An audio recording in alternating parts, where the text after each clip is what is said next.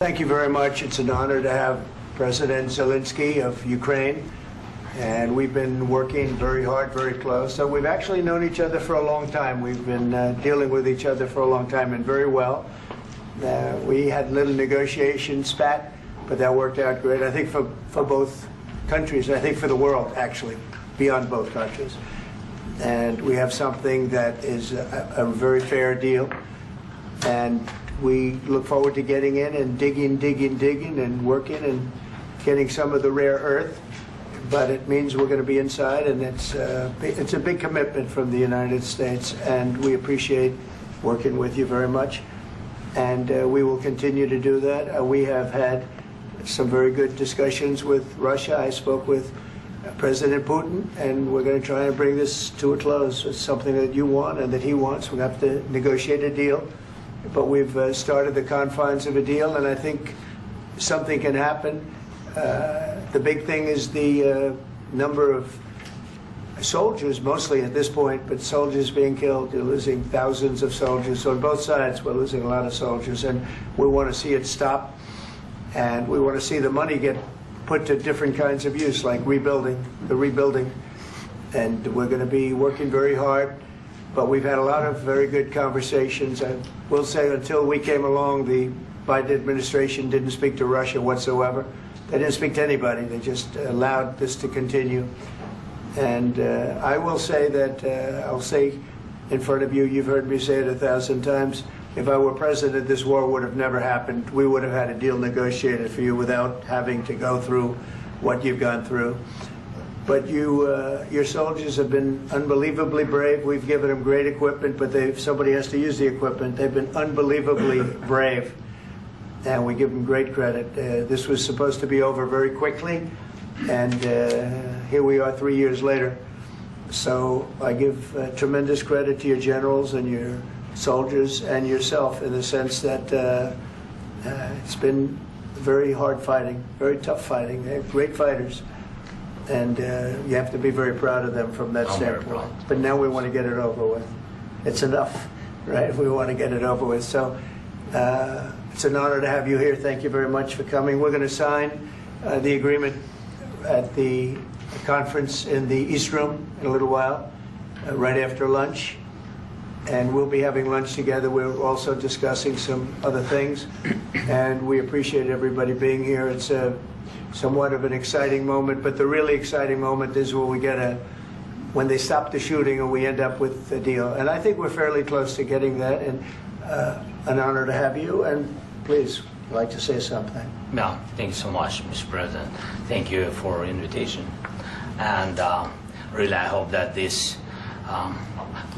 first document, will be a first step to real security guarantees for Ukraine, our people, our children. I really count on it.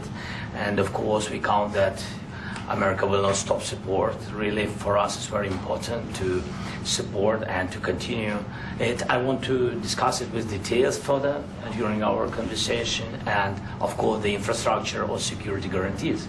Because for today, I understand what Europe is ready to do. And of course, I want to discuss with you what the United States will be ready to do. And I really count on your strong position to stop Putin. And you said that enough with the war. I think that is very important, Ben, to say these words to Putin at the very beginning of war, because he is a killer and terrorist. But I hope that together we can stop him. But for us, it's very important to save our country, our values, our freedom and democracy, and of course, no compromises with the killer about our territories, but it will be later. And of course, what I wanted, we spoke about it by phone with you, about the drones production. We have very good drones production. I think the best one in the world for today because of the war. Yes, and of course, we need very much the air defense. You have the best air defense in the world, and really you helped us under attacks of Russians. And I want to speak how we can exchange the licenses. We're open to share the licenses of all our drones with you, of course, with the United States. And we need licenses for quick production of air defense. Even after the war, we need our nation to be calm, that we are secure. So that's why we need this air shield. And of course, about this I want to speak about the contingents. I think that France and UK already spoke to you, and we know that Europe is ready, but without the United States, they will not be ready to be as strong as we need. And the last point, last not least, about exchange, about our people and children. And you know that these crazy Russians, that they stolen 20,000 of children, Ukrainian children. They changed their names, they changed their families, relatives, and now they're in Russia. We want to bring them back, and really, it's a big dream, task, and goal for me, and our warriors. By the way, Mr. President, we exchanged, released more than 4,000 warriors from Russian prison, but there are thousands more in the prison. I wanted to share with you some images. How it's. I've just can I now? Yeah, please. Some minute, 1 minute, 1 minute. I just you to understand in what circumstances, in what situation they are, and what the attitude of Russia to our prisoners. That guys, just you before and after.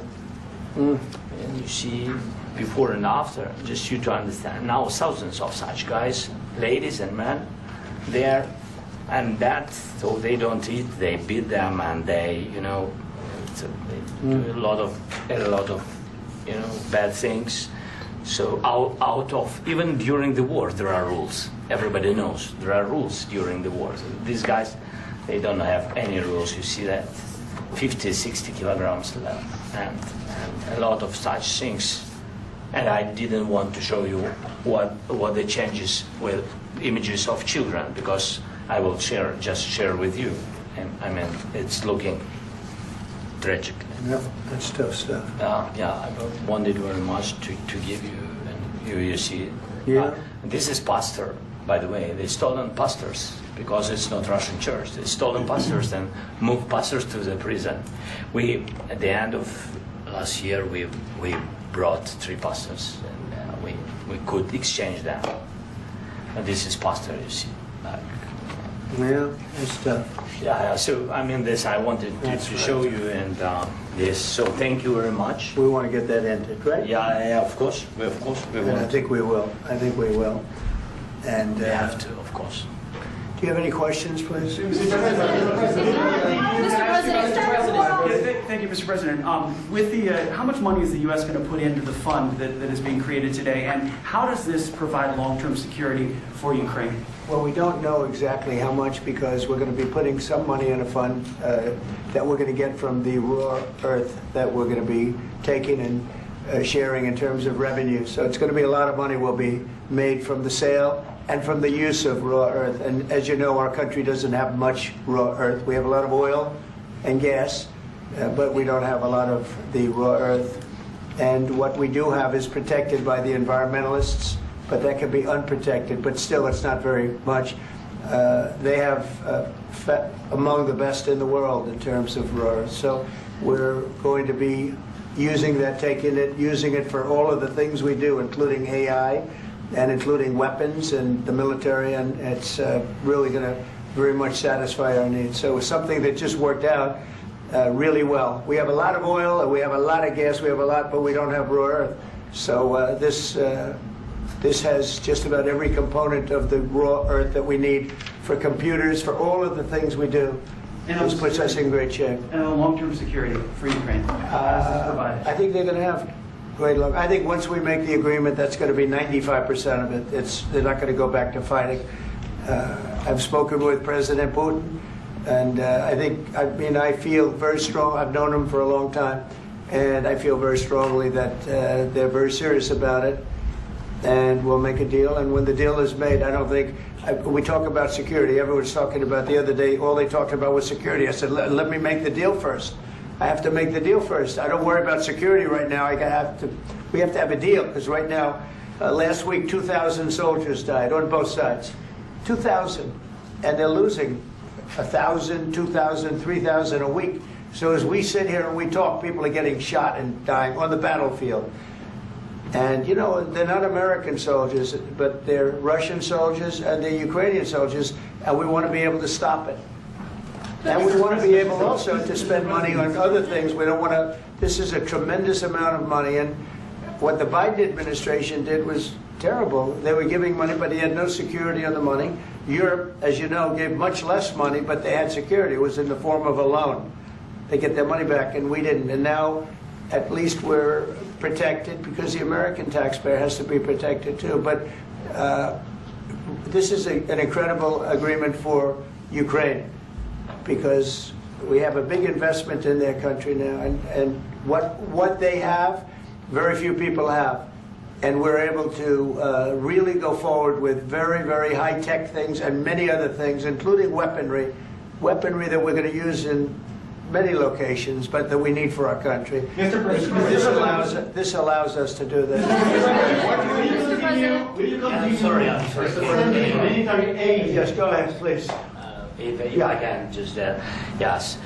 In the document, there is one of the very important points. If we speak about business and investment, we never had LNG terminals in Ukraine. This document will open. I mean, the next document, but anyway, here we see in the framework, we see really goodwill for this. LNG terminals for us is very important, and I think for security of European continent. We have the biggest storage, gas storage. We have the biggest in Europe. Yes, yes, and we can use it. Use it for LNG. Use it for LNG, and we will do it. And really, we can help Europe because Europe really helped. President Trump said that they made less support, but they are our friends and they are our very supportive partners. They really gave a lot, Mr. President. They did. They gave a lot, but they gave much less. No. Much less. No. No. No. Okay.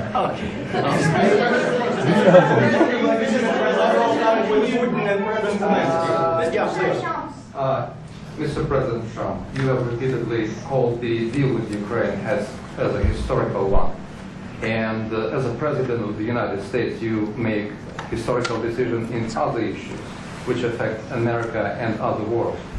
So what place in the world history do you want to take?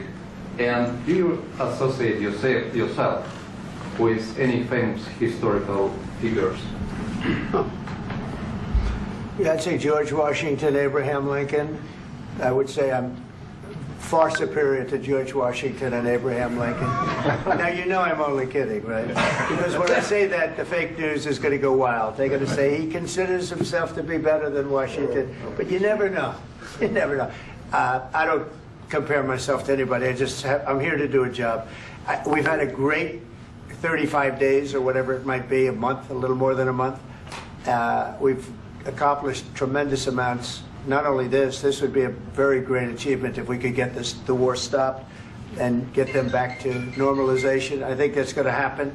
We've had very good talks on both sides, as you know. But I think we've done a very good job, just generally. If you look at all of the things we've done in 30 days, they're saying there's never been a opening for a president. The first month, there's never been a first month like we've had. And this is one of the very important things. This, to me, is one of the most important things because we have tremendous death taking place as we speak. And I don't want to have that. You know, think of the parents, whether they're in Russia or Ukraine, think of the parents of all these people being killed needlessly. They came to our territory. Should have never started. This would have, if I were president, this would have never started. Mr. President, where and how do you envision, Mr. President, will you continue sending military aid to Ukraine after the U.S. signs this agreement with Ukraine? Yeah, we're going to be continuing. To President Zelensky, do you feel like the U.S. is on your side, that President Trump is on your side at this moment? What do you think? He wants to know, do you think that, sort of a stupid question. I guess we wouldn't be here if I wasn't. I think that the United States on our side from the very beginning of occupation, and I think that President Trump on our side, and of course, I'm sure that the United States President will not stop support. This is crucial for us. It's important for us. Yes. And Putin, the president, speaks about the people and the soldiers which are dying, but they came to our territory, they came to our land. They began this war, and they have to stop. And I think this is the question, with really the most important question. Can President Trump, I hope yes, with some other allies, to stop Putin, withdraw these enemies, our enemy, withdraw these troops from our land?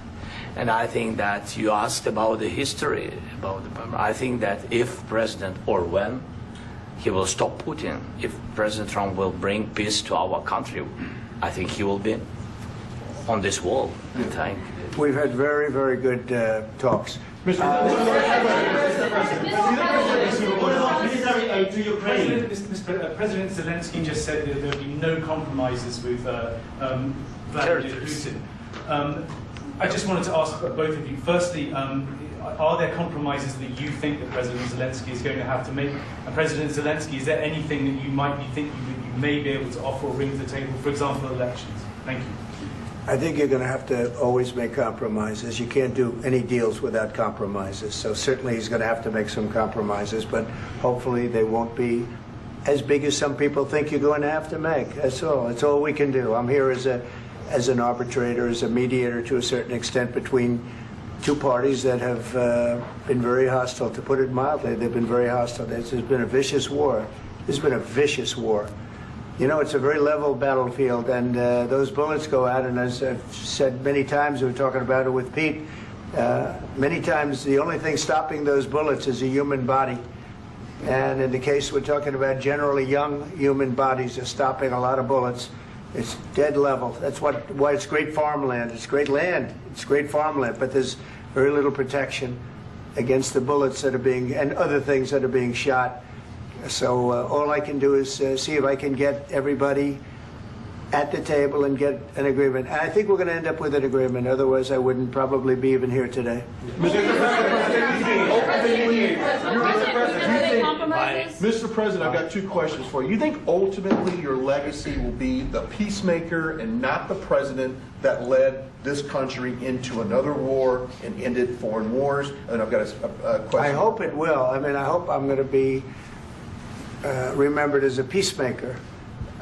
This would be a great thing if we could do this. I'm doing this to save lives more than anything else. Second is to save a lot of money, but I consider that to be far less important.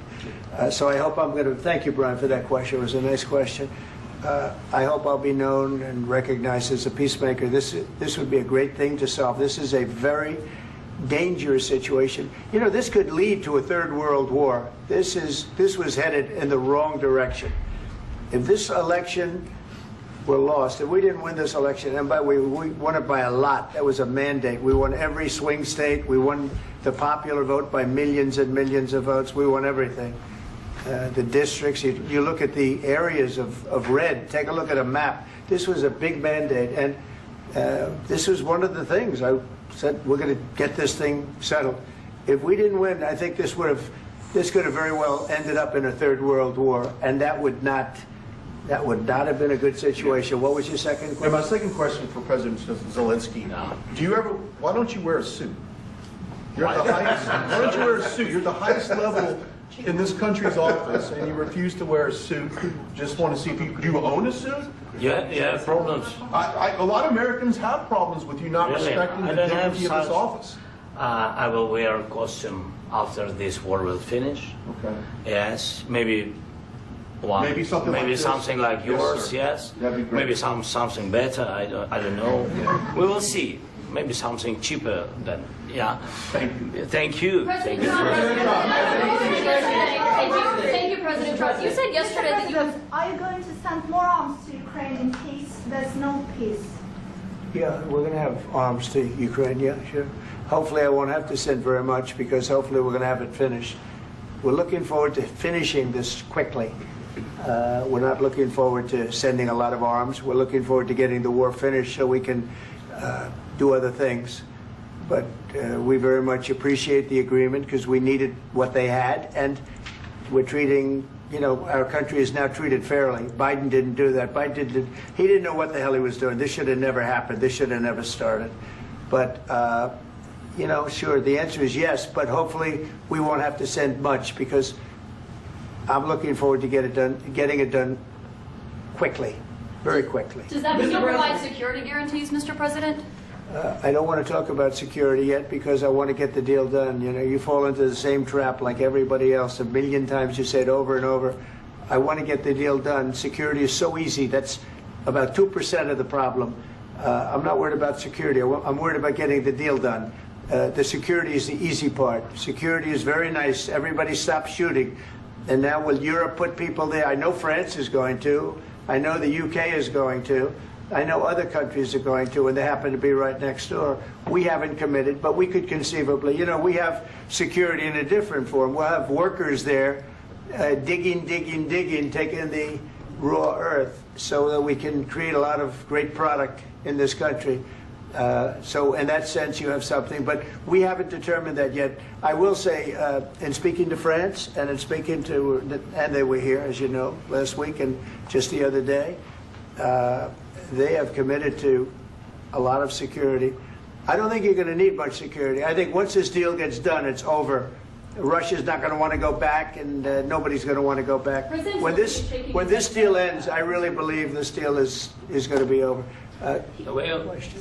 Yeah, please go ahead. Thank you. Go ahead. Thank you, sir. Mr. President, thank you. You had President Macron and Keir Starmer at the White House this past week, both of whom praised your courage and conviction to lead the pathway towards peace. Yes. Part of that involved, though, re-engaging Russia in diplomatic relations, something that previous leaders lacked the conviction to do so. What gave you the moral courage and conviction to step forward and lead that? Well, I love this guy.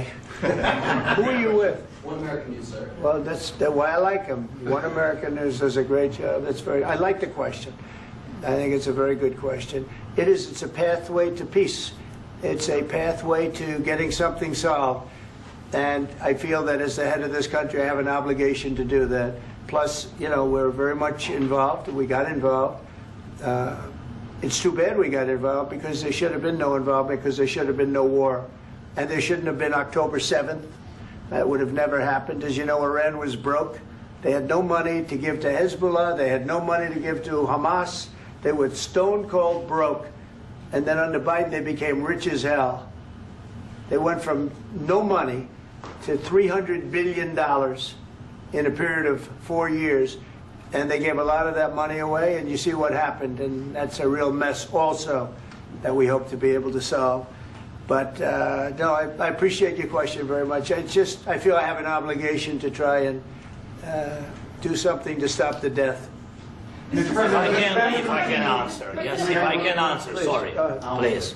Please. And I do like your clothing, by the way. Yeah, really? Even though I think he's a great guy, by the way. But I don't know if you two like each other. But you know what? I think he's dressed. I like this guy. I don't know I think him. he's dressed beautifully. So I have more serious things than answer on such Yeah, questions. sure, I will answer on more serious That's a good questions statement. if I can. That's good. Yeah. So please, about security guarantees and about just ceasefire. We can't just speak about ceasefire and speak and speak. It will not work. Just ceasefire will never work because I'm like a president. I have this experience, and not only me. Ukraine before my presidency, from the 2014, Putin broken 25 times. 25 times he broken his own signature. 25 times he broken ceasefire. But he never broke to me. He never broke to me. No, you were the president. He You were never the broke- president he during. never broke to me. In 2016, you've been the president, Mr. President. You've been the president, but he had, of course, not with you, but he had during those periods. He had conversations with our side, and we had Normandy format. You know, the France, Germany, Ukraine, and Russia, and he broken 25 times. That's why we will never accept just ceasefire. It will not work without security guarantees. Security guarantees, maybe President is right about this document and other, but this document is not enough. Strong army is enough because his soldiers afraid, Putin's soldiers afraid of our soldiers when we're strong enough. If we are not strong enough, if we are empty, if our storage is empty, we can't defend our land. Today, you know, he knows that we have all the world knows that we have meeting. Yes, why he's using ballistic? Putin today using ballistic on our hospitals, schools, and etc. Ballistic. So he knows that we are here and that President Trump is really have goodwill to stop this war. And you hear now the president. So why he's using? So he doesn't want to stop. He doesn't want. But I hope that we will do it. Really, we'll do it. Security. When we speak about security guarantees, when the Europeans are ready for contingents, they need USA backstop. If there will not be United States, we will not never have any contingents, strong contingents from the Europeans, because they don't want to divide alliance connection between the United States and the main and strongest ally and Europeans. And this is crucial. This is important. That's what we want to speak about very much. This is very important. And air defense. So air defense, really, we have big deficit with all these systems, and we need to provide this. We need it very much. Otherwise, Putin will never stop, and will go further and further. He doesn't want. He hates us. You know, it's not about me. He hates Ukrainians. He thinks that we are not a nation. He thinks, and he shared these thoughts. I think maybe with your team also. I don't know, but with all the Europeans, in media, officially and not, he always said that there is no such country, such nation, such language, and such life like Ukrainian. No, he really doesn't respect all the Ukrainians, and he wants to destroy us. And you are right, Mr. President. That's 2%. This document, maybe other documents, it's a very good start, very good, but it will not enough to stop this person. Should Russia pay to rebuild Ukraine? Mr. President, under these Should Russia pay to rebuild Ukraine? They have to pay. This question you This didn't is like the rule. because This is the rule of because the war. I'm This is sorry. the rule of the war. During all the centuries, all the history, this is the rule of the war. Who began, those pay. Do you agree? This is the rule. Putin began this war. He has to pay all money for innovation. He has to pay. Of course, some Russian assets, what we have in Europe, about 300 billion, we can use them. We can use for innovation and buy military support from the United States also. We can do it, but it's not enough. It's not enough. President, under these circumstances, do you envision a trilateral summit with Putin and President Zelensky? Wait 1 second. I asked this question that you didn't like because I wanted to know if you want to position yourself in the middle between Russia and Yes. Ukraine or on the Ukraine's. No, I'm in the middle. I want to solve this thing. I'm for both. I want to get it solved. And it's wonderful to speak badly about somebody else, but I want to get it solved. If we can solve it, great. If we can't solve it, they're going to have to fight it out, and who knows what's going to happen. But I want to see it get solved. May I follow up? One more question about U.S. troops in Europe. After Russian invasion of Ukraine, your predecessor sent additional troops to Eastern Europe, including Poland, my country. Yeah. Are you committed to keeping these troops on the eastern flank of NATO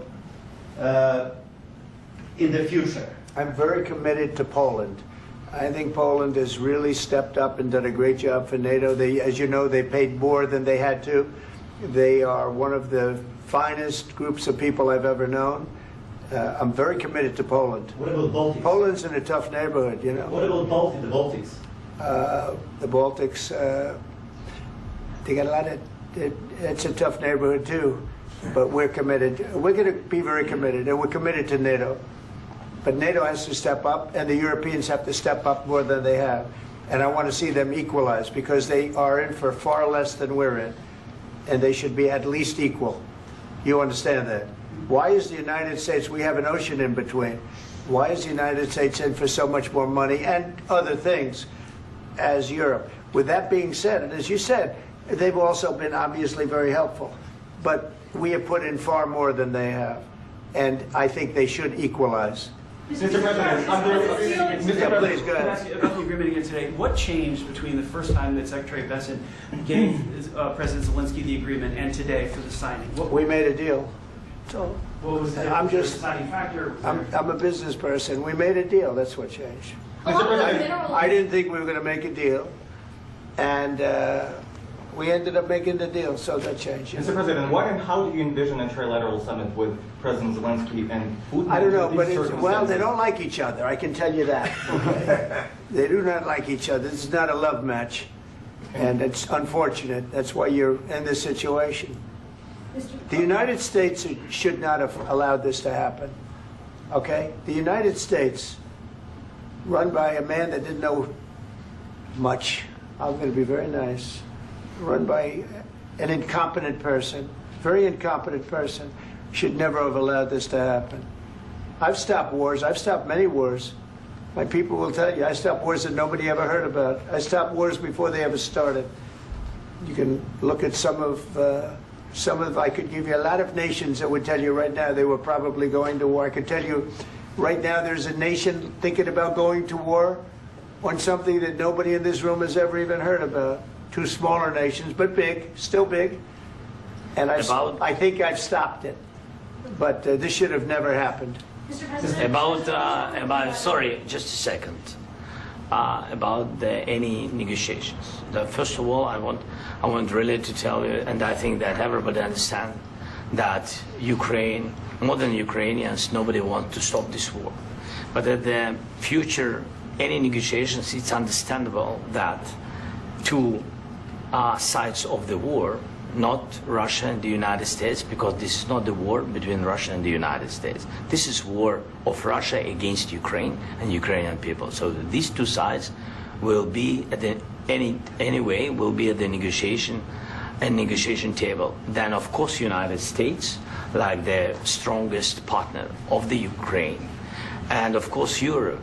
I think Europe is very important. I want to speak about it with the president. Yes, Europe is very important for us because we really defend Europe for today. All Europeans really recognize that we are defending the line, and they have real life, and our people are dying. That's why they helped us. And also, it's about the NATO. Yes, between, like the president said, you have big, nice ocean. Yes, between us. But if we will not stay, Russia will go further to Baltics and to Poland, by the way. But first to the Baltics. It's understandable for them because they've been in the USSR. You know, they've been one of the republics of the USSR, and Putin wants to bring them back to his empire. It's a fact. And when he will go there, if we will not stay, you will fight. Your American soldiers, it doesn't matter, do you have ocean or not, your soldiers will fight. Mr. President, would you be willing to visit Ukraine, maybe Kyiv or Odessa, which is known to be a dirty area of the Black Sea? It was my question. I'm sorry. I don't want to talk about Odessa now. Let's not talk about Odessa. I want to talk about making a deal, getting peace. We don't have to talk about Odessa, but a lot of cities have been destroyed. A lot of cities that are not recognizable. There's not a building standing. No, and a lot of things. Mr. President, you have to come and to look. No. We have very good cities. Yes, a lot of things have been destroyed, but mostly cities alive, and people work, and children go to school. Sometimes it's very difficult. Sometimes closer to front line, children have to go to underground schools or online. But we live. Ukraine is fighting, and Ukraine lives. This is very important. And maybe it's Putin is sharing this information that he destroyed us. No, he lost 700,000 people, 700,000 soldiers. He lost everything. Yes. So. Mr. President, one more. I mentioned Poland. Please, go ahead. When did you last speak with President Putin, and what did he say that? A couple of days ago. And what did he tell you that gave you the assurance that he wanted peace? Well, that's what I do. My whole life is deals. I know pretty good. And I've known him for a long time. I've dealt with him for a long time. He had to suffer through the Russia hoax. You know, Russia was a hoax. It was all Biden. It was nothing to do with him. So he had to suffer through that, and he was able to do that. I think that he wants to make a deal, and he'd like to see it end. That's all I do. That's what I do. My whole life, that's what I do is make deals. And I'm in the middle of a mess because this is a real mess. It's a very dangerous one. If this doesn't get solved now, it's not going to get solved for a long time. So I hope we're going to get it solved. In the back, please. Thank you, Mr. President. Prime Minister Starmer claimed repeatedly that his government believes in free speech and was not engaged in censorship. But his country's government arrests people for memes and thought crimes, and even more worrisome is pressuring American companies to censor Americans on his behalf. How can he be a reliable, trustworthy partner when he says things that are demonstrably false on such an important topic? Well, we actually spoke to him about that yesterday, and we thought they took it very, very much too far. JD was very strong on it. So was I. So was Marco. And we've been speaking to him about it. Marco, would you like to say something about that? Yeah, we have concerns, obviously, with the conduct of theirs, particularly as it impacts Americans. And there's real concern that American speech, which is online, could fall into the hands of British or any country's jurisdiction. And so this is a point the Vice President made at Munich, and I think it's a very compelling one, that what unites us with Europe, as much as anything else, is these shared values, and one of them being free speech. And so if Americans are threatened by it, we're going to need to take action in that regard. Mr. President.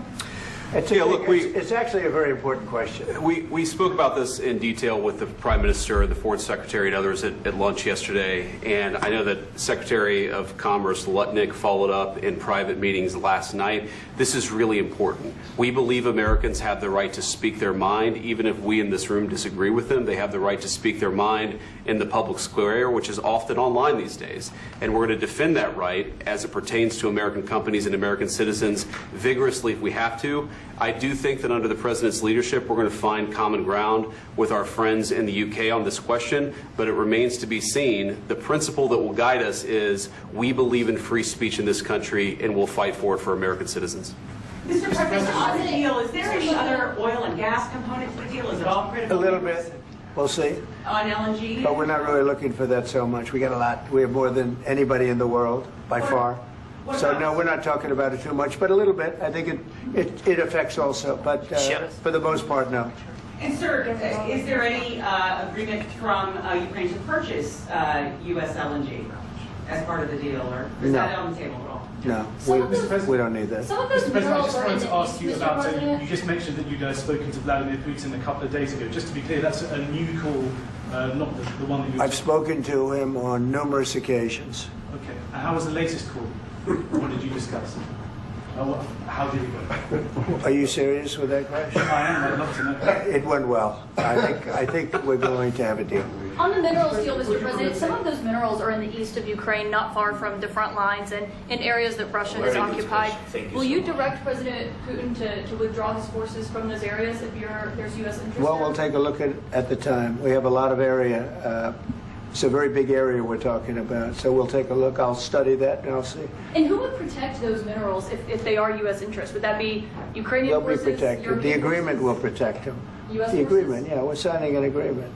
Right, but what if Russia tries to invade or there's Russian aggression in response? I just told you I don't think that's going to happen. And if that were going to happen, I wouldn't make a deal. If I thought that was going to happen, I wouldn't make a deal.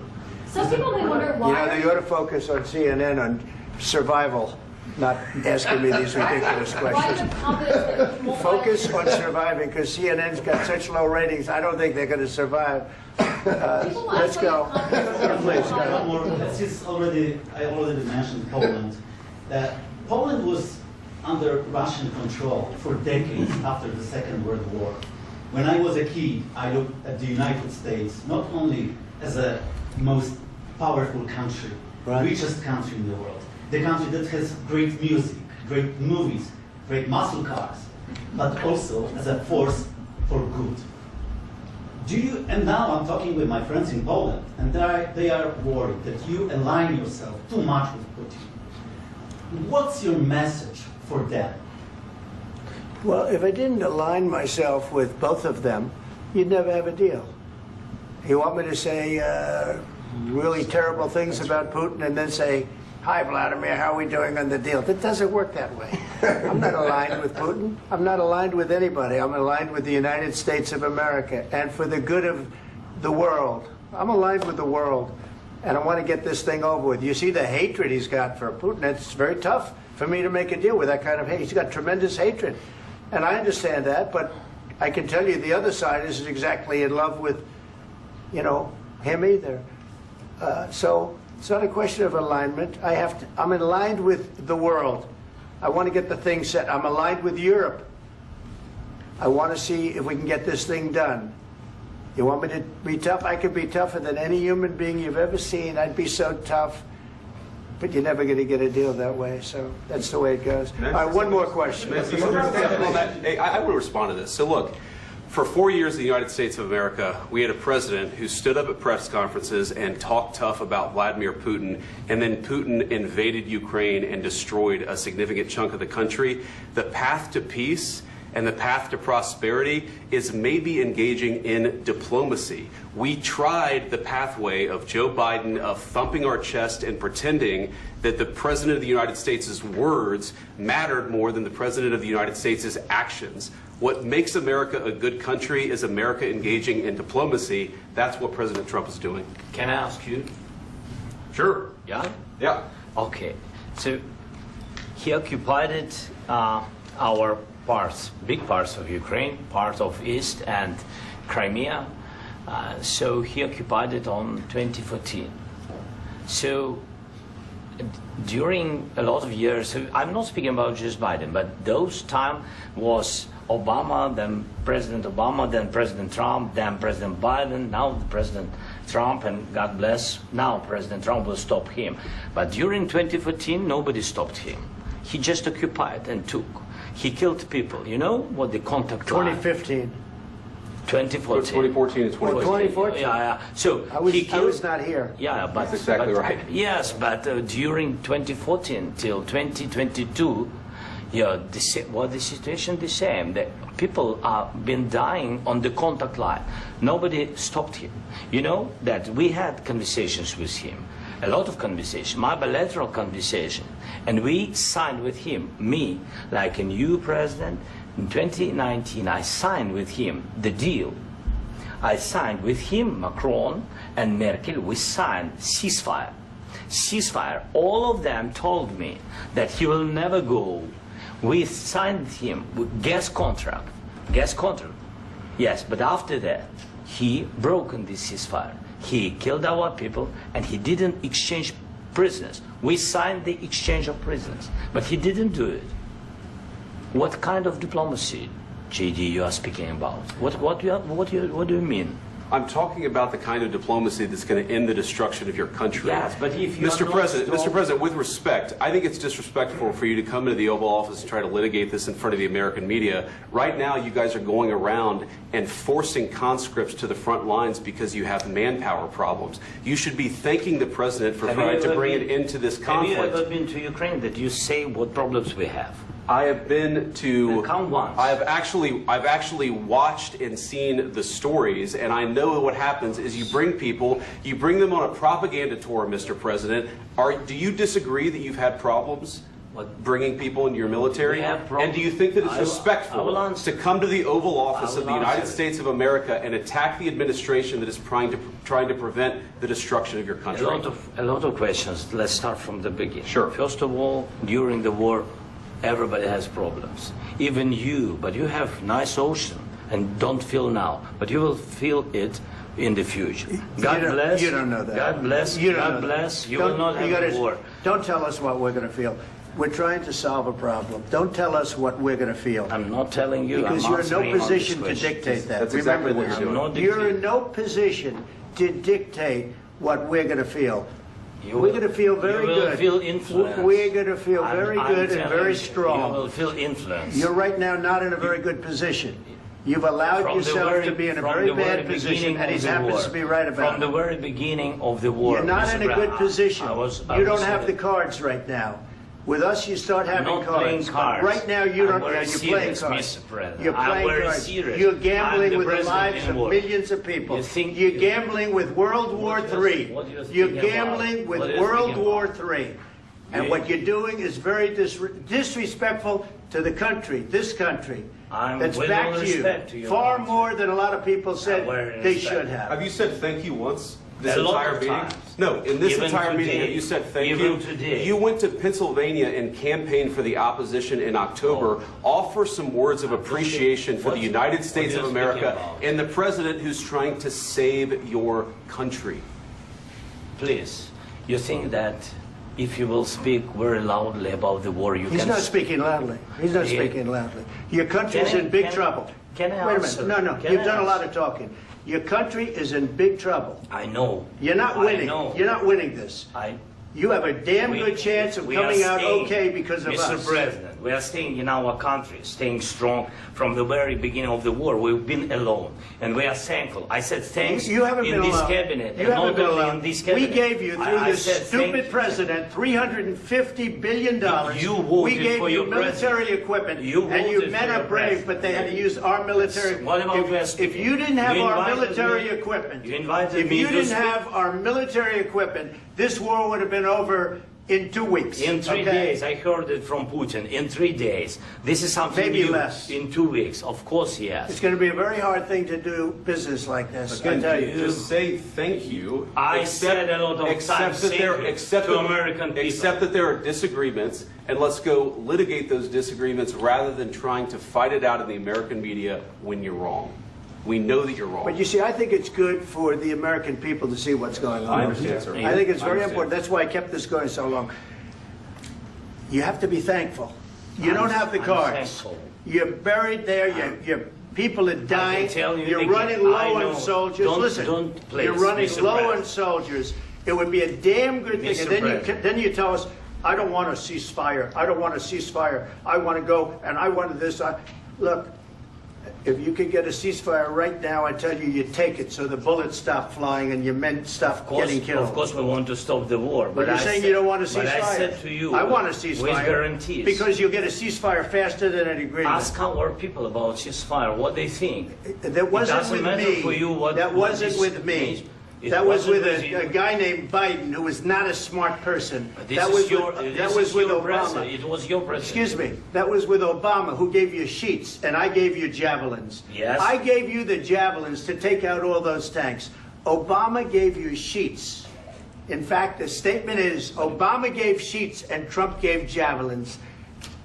You got to be more thankful, because let me tell you, you don't have the cards. With us, you have the cards. But without us, you don't have any cards. One more question to Mr. Vice President. I'm sorry. It's going to be a tough deal to make, Um, because the attitudes have to change. What if Russia breaks ceasefire? What if Russia breaks peace talks? What do you do then? I understand that it's a heated conversation right now. What are you but saying? what She's if asking, what if Russia Putin breaks the breaks ceasefire? What if anything? What if a bomb drops on your head right now? But they have Okay? broken ceasefire. What if they broke it? I don't know. They broke it with Biden, because Biden, they didn't respect him. They didn't respect Obama. They respect me. Let me tell you, Putin went through a hell of a lot with me. He went through a phony witch hunt where they used him and Russia. Russia. You ever hear of that deal? That was a phony Hunter Biden, Joe Biden scam. Hillary Clinton, Shifty Adam Schiff. It was a Democrat scam. And he had to go through that. And he did go through it. We didn't end up in a war. And he went through it. He was accused of all that stuff. He had nothing to do with it. It came out of Hunter Biden's bathroom. It came out of Hunter Biden's bedroom. It was disgusting. And then they said, oh, the laptop from hell was made by Russia. The 51 agents. The whole thing was a scam. And he had to put up with that. He was being accused of all that stuff. All I can say is this. He might have broken deals with Obama and Bush, and he might have broken them with Biden. He did, maybe. Maybe he didn't. I don't know what happened. But he didn't break them with me. He wants to make a deal. I don't know if you can make a deal. The problem is, I've empowered you to be a tough guy. And I don't think you'd be a tough guy without the United States. And your people are very brave. But you're either going to make a deal or we're out. And if we're out, you'll fight it out. I don't think it's going to be pretty, but you'll fight it out. But you don't have the cards. But once we sign that deal, you're in a much better position. But you're not acting at all thankful. And that's not a nice thing. I'll be honest, that's not a nice thing. All right, I think we've seen enough. What do you think? Huh? This is going to be great television, I will say that. All right. We'll see what we can do about putting it together. Thanks. I need the back of this. We'll see. I don't know. All right, guys, come on. Please. Hey, come on. Right, let's go. Guys, come on. Let's move, please.